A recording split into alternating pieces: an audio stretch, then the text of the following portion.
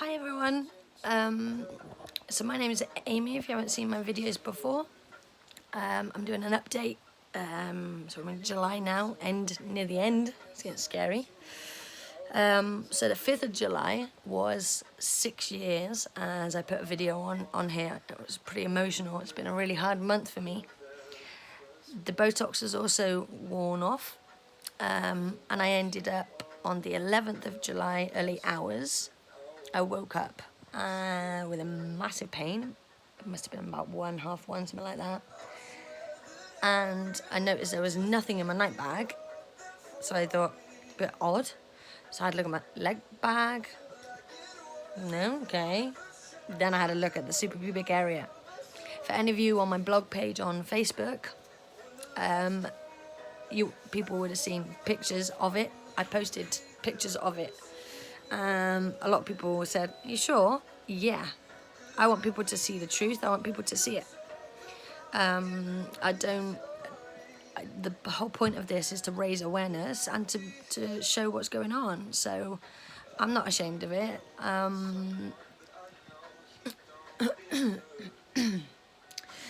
Cigarette alert. I'm going to have a cigarette. The music is on also. If you haven't seen my videos, music helps as a distraction. So the last 2 weeks have been really hard, and I'm gonna like it. Yeah.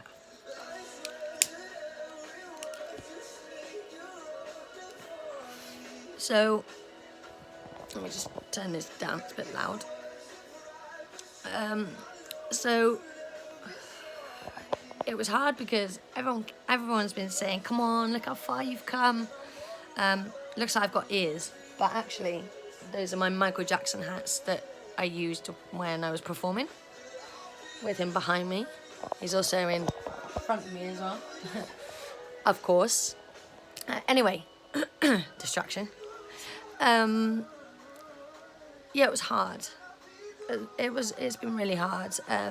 When it ruptured on the 11th and I got rushed into A&E, nurses and doctors were amazing. They got it back in. It didn't feel like it was going to go back in, but they managed to. Then I had to deal with the aftermath, and because it had stayed in for the longest time in 6 months, 6 years. It stayed in for 4 months and 5 days. Yes, I counted. That's how long I did not go to A&E for once in 6 years. And I got there straight away. I was thinking, no. But it was dealt with, and then I was home at 8 o'clock the following morning. So it's only 7 hours in there, which was pretty good considering how busy it was. I still have got a lot of trauma from it. It still does get me down. So that's what I want to show you. You can't always expect to be okay. My famous line is, "I'm fine," when I'm not. And if I'm honest, so I haven't been well the last week, but then, I've constant blood around the site area and blood coming through and bladder washouts, etc.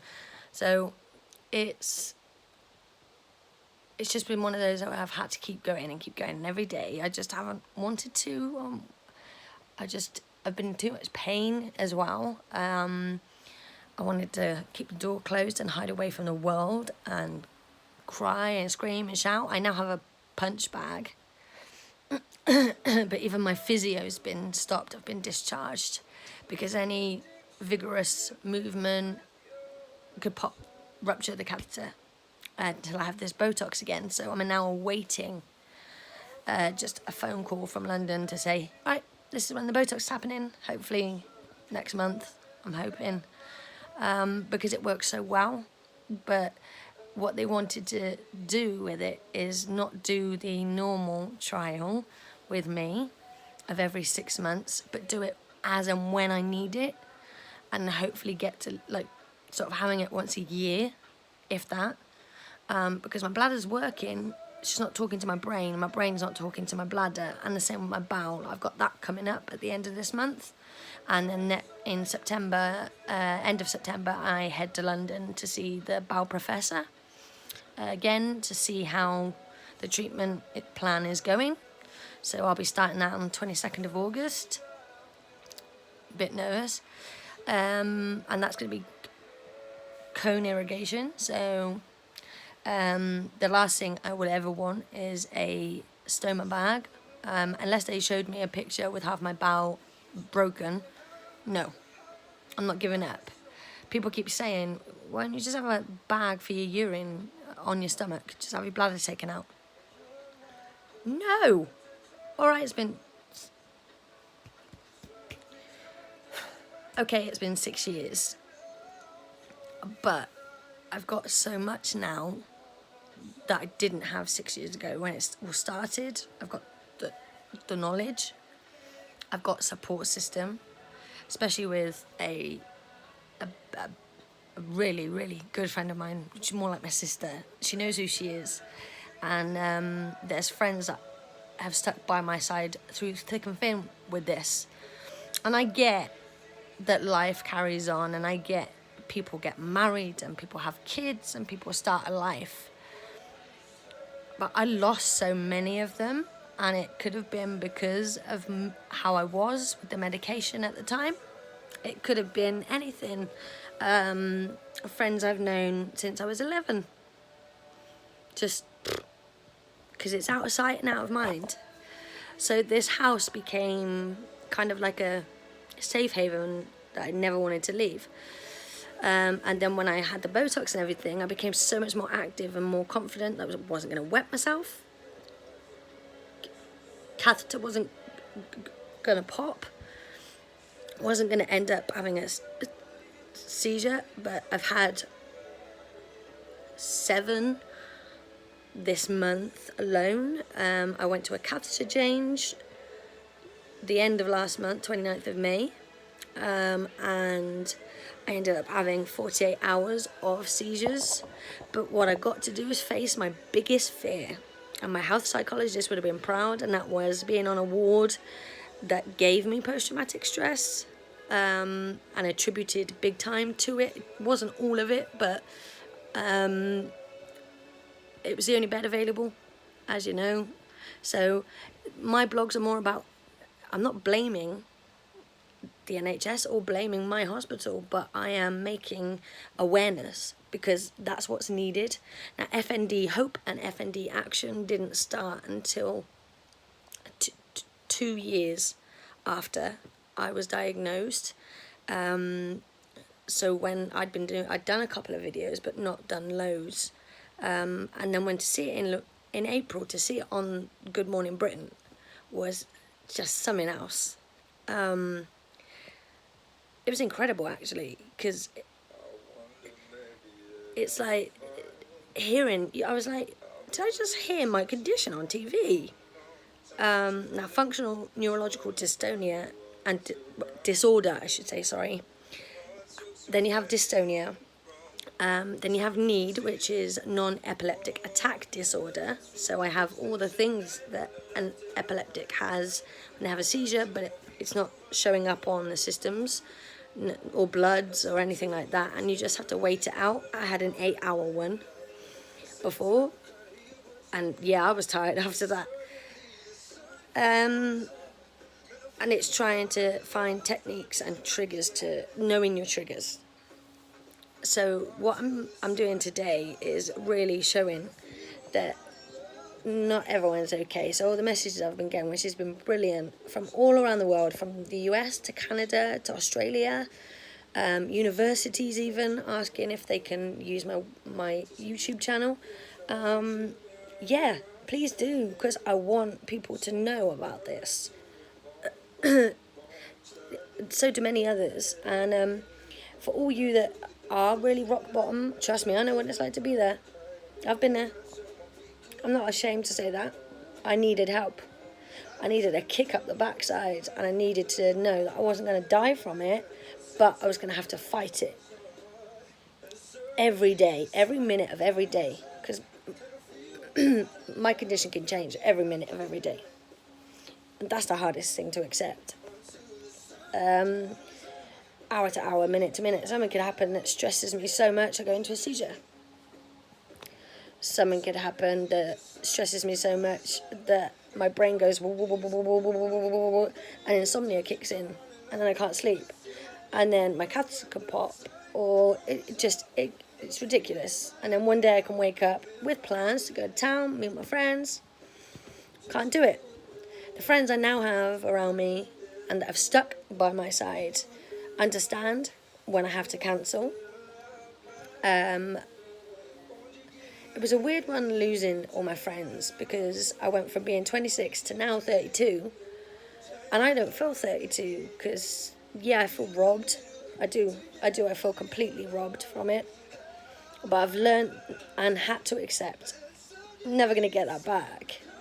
But what I can do is every day make sure I'm doing something, whether that be sorting out my clothes, successfully showering and cleaning.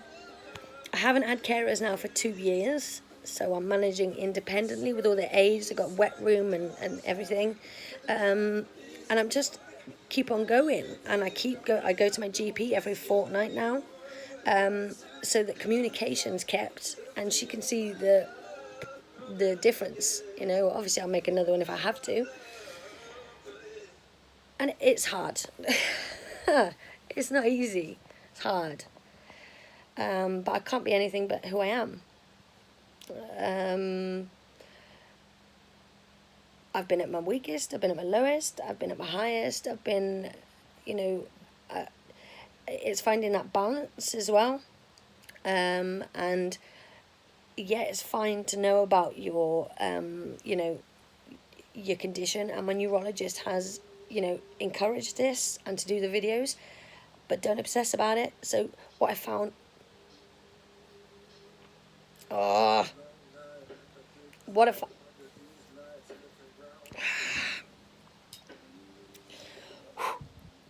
what I found with these videos is that if once I've done them, it's gone. I've let go. It's all gone. And that's what I've started to do now. I let things go. Because what's the point? Every minute of every day, every second. Right now, someone's losing somebody. And I get that. I get that big time. But people don't know the effects that functional neurological disorder has on day-to-day lives, and what it does to people's health, mind, emotionally, physically. And that's what my blogs are meant to do, and videos are meant to do, and that's to show you that to never give up. Never give up. Trust me, 2015 I was ready to give up. Now I'm a completely different person. I'm Amy again. I'm who I was, but got lost. I'm not ashamed to admit that either, because we all get lost sometimes. And I just want you all to keep going to those doctors. If the doctors are saying it's in your head, tell them, yeah, it is, but it's neurological. Now, I've got no professional doctor. I've got no medical expert. All I'm putting on here is my knowledge and my medical that I'm getting. So I get treatment in Queen Square for my bladder and bowel in London, next to Great Ormond Street, best hospital you could ask for. I get my neurological side of things dealt with, physio, house psychology, and neurologist in Gloucester Royal, and they both diagnosed me within 10 minutes. My local hospital spent 2.5 years trying to find what it was, and after 2.5 years at 27 said, this is it for the rest of your life. And I was wheelchair bound and had the catheter. No diagnosis. At one point, I even got told, take some antidepressants, you'll be able to walk again. What? If If it was that simple, I think I would have tried that 2.5 years ago, but, you know. So I've had stupid comments like that, and I'm sure you guys have as well. So what these videos are meant to do is to encourage you to ignore those and keep pushing forward. Not in a horrible, nasty way or aggressive, but just to keep one foot in front of the other. Keep going and keep saying to see a different GP. If the GP you're seeing is not telling you the right one, see a different one and say, right, this is happening.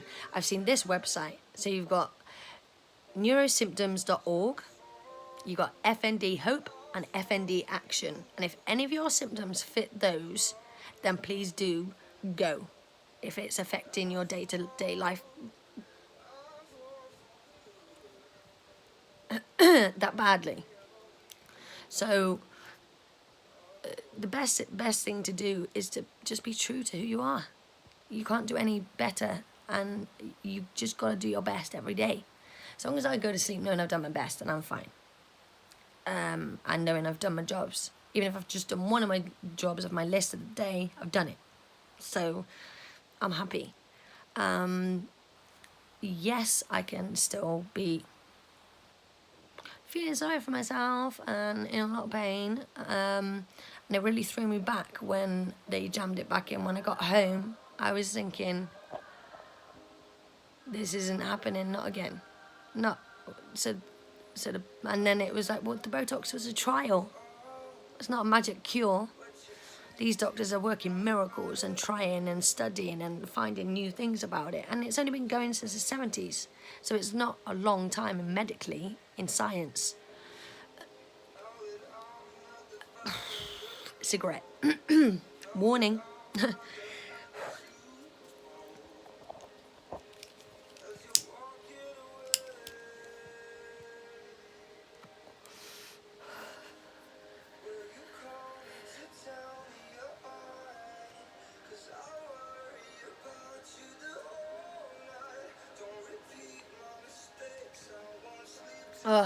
Okay, so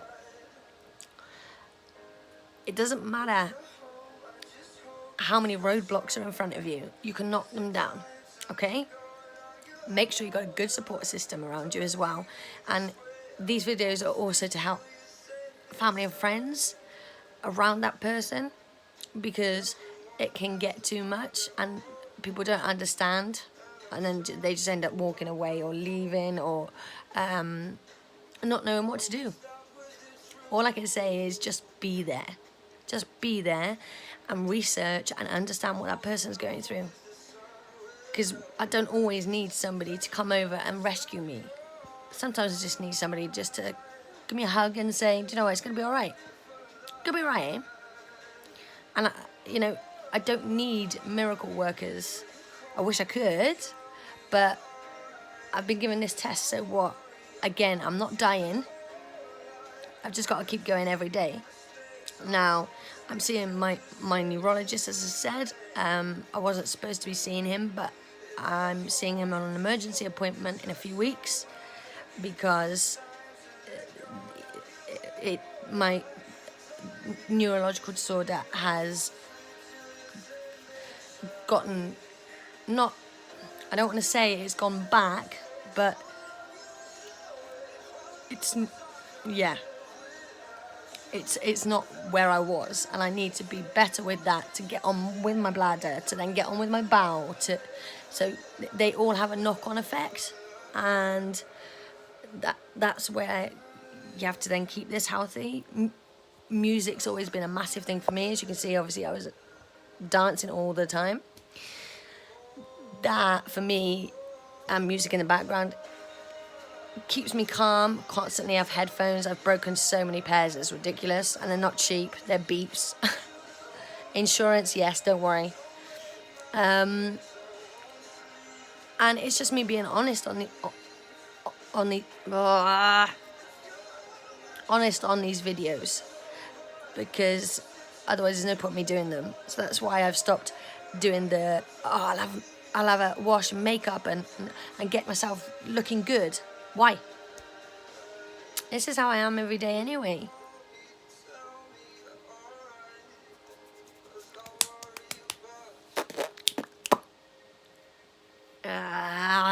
Okay.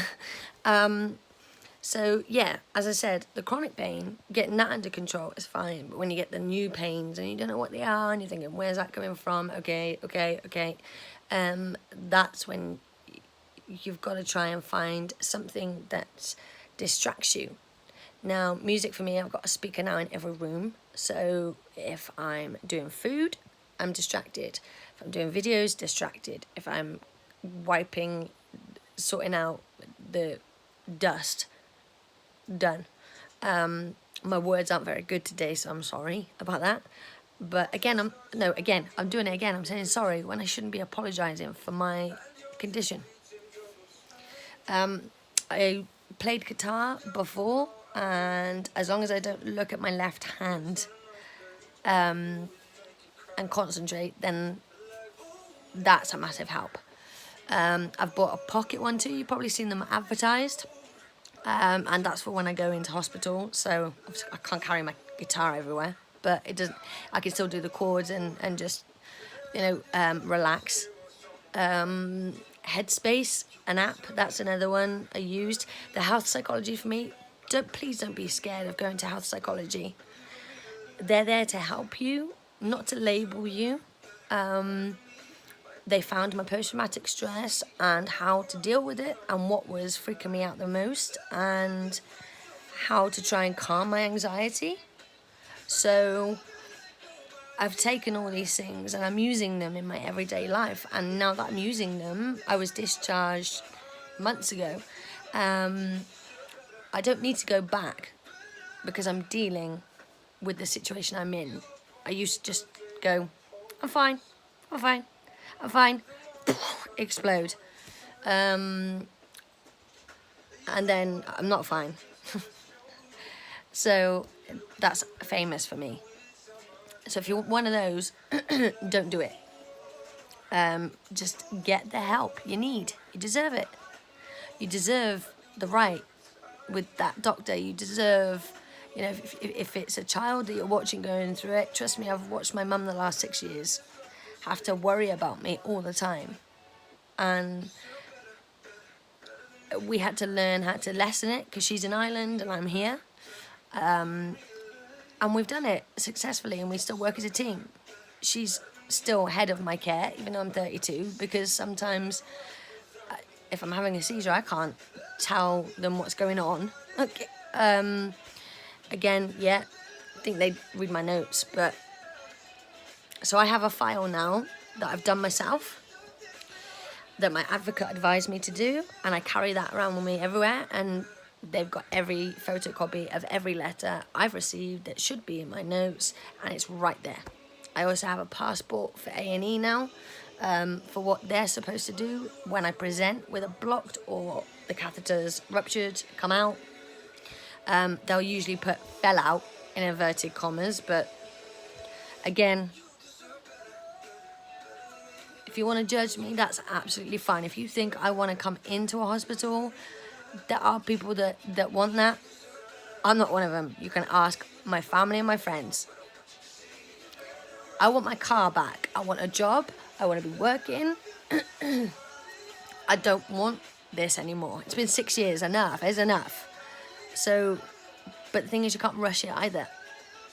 And no expectations. Of course, push yourself, but don't expect it to just be okay, because it won't. And it will depress you further, and you'll keep going down and down and down. And oh, why haven't I hit that? Why haven't I done this? Why haven't I done that? I haven't got kids. I haven't got a boyfriend. I'm not married, but every single one of my friends are. That's a bitter pill to swallow sometimes, because I think, okay, well, what do I do? I kind of feel like the odd one out. And as I said, a lot of it has probably been my fault along the way. I can't even believe I'm getting upset now. But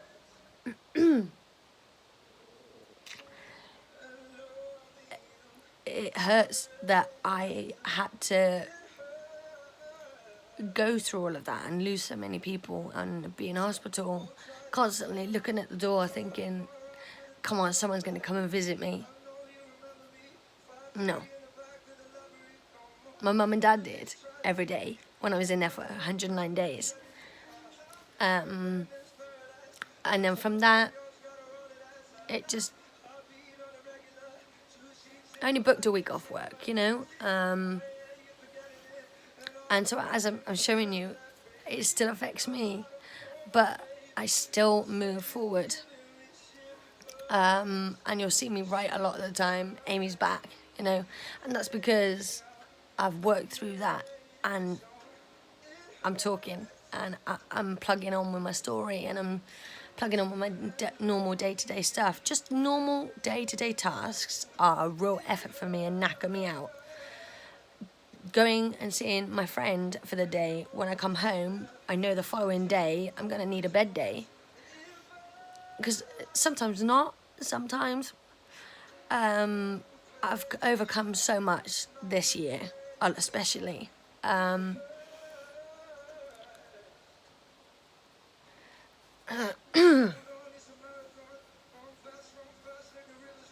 didn't want it. Yeah, I guess maybe you're just supposed to get upset. I don't know. I mean, I'll show you my calendar. It's already, you can see there, getting really full with appointments, which is good. And then the same for August, is starting to fill up already. Hospital, doctors, as well as September as well. So, you know, it's hard to get out of that bubble, but you have to get out of the bubble. Yes, that's my wheelchair next to my bed, my grab rail that side. It's so I've got all the aids I need to get better, and they can't say when, but I will. Eventually, one day I'll wake up and it's not there anymore. When, I don't know. That's probably the hardest thing to deal with. I don't know when. And there's a song that said it hurts. It hurts that I'm seeing on Facebook and social media and all of that, what my friends are doing in their life and how much they're achieving and progressing. And, you know, I am achieving a lot, but not where I thought I'd be at 32. I didn't think I wouldn't have done all these things, experienced love, got married, you know, had children, just not being able to drive is a massive thing. So if I can go